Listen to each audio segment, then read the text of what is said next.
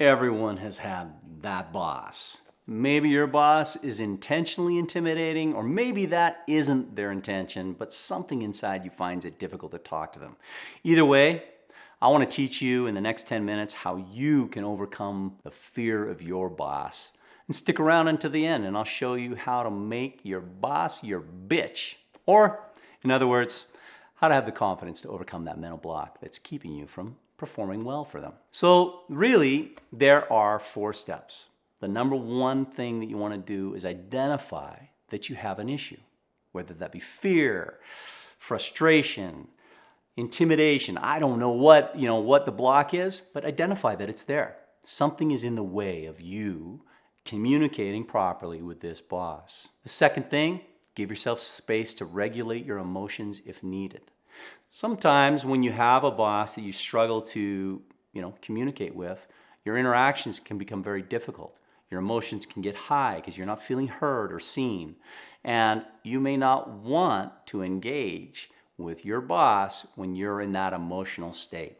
So if you feel yourself riding into that and you're about to talk, learn how to regulate yourself. Step away. Get yourself settled. The third thing is you need to set some boundaries.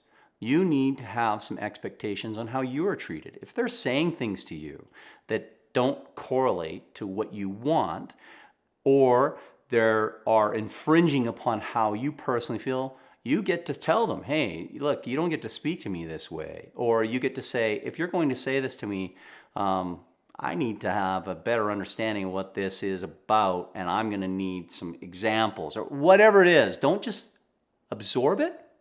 Make it clear. I'm in this to communicate with you. And the fourth thing, be willing to quit your job to protect your value. If you have done these 3 steps and you are not making any headway with this boss, move on.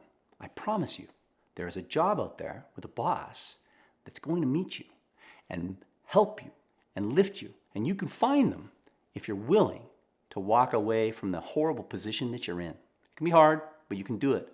And I got a story that I'm going to tell you of how I did this in my own life. I was working at a consulting firm. It's a little boutique consulting firm. And I was in my first year with them. And my first year started off great. They said that I was the Rookie of the Year, and they were excited with my results, and everyone was saying how great I was. And my boss at the time was fantastic. She was this really powerful woman that really knew how to nurture and develop talent and look out for us, and I really appreciated everything that she did. And she moved on to another contract, and they brought in another guy that had literally, after a few years working overseas, lost his whole division. Things had fallen apart, and I think he had a little bit of something to prove. And he came in, and I still to this day don't understand why, because the client loved me. He began to micromanage me.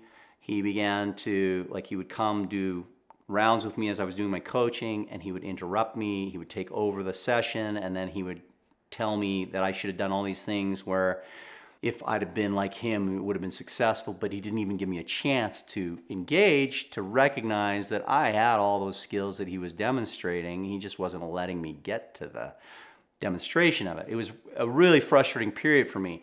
And then he began to tell me that I was in the bottom quartile of talent.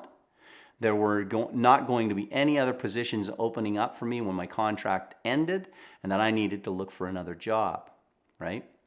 These were the kind of the conversations that we had. So I had to walk through the process of these steps with my boss in my mind.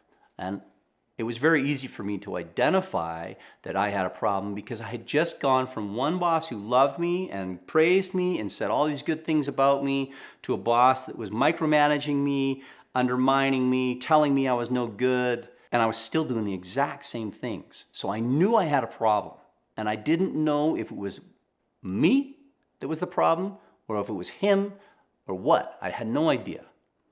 But I did know that there was a problem between me and him.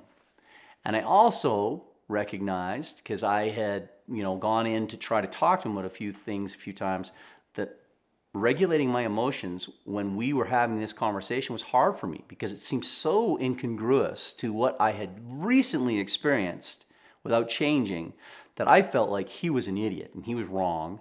And I had to get myself out of that headspace, because if I approached my boss in a headspace of you're an idiot, well, I was never going to win, right? So it was something that I had to process. And then I moved on to the third step, and I set boundaries for myself.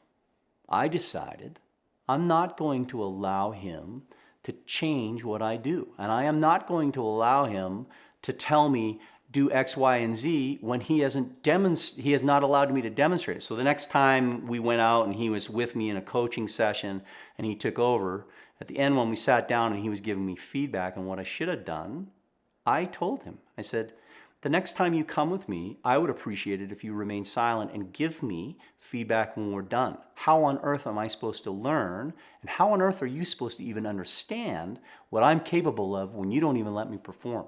He didn't like that. But it was my boundary, and I set it. I also, when he told me I was in the bottom quartile of performers in the company and I wasn't going to get any work, I wasn't going to get future work or contracts with the company, I said, if you feel that way about me, can you please send that to me in writing in an email? I want proof that you're saying this to me. And he did, which actually set up my ability to walk away from this job. What happened was my contract ended. I was the last person on the contract at this specific site because the client liked me so much. And the client was at the time trying to hire me to stay on and keep this exact same firm. They said, look, we'll keep you on, we'll keep this consulting firm on as long as we can keep you. And I said, well, you can keep the consulting firm on, but it won't be with me because I'm quitting. I was no longer willing to stand in a company that was treating me in a way that I felt was completely unjustifiable after I had been through multiple iterations of these 3 steps with my boss.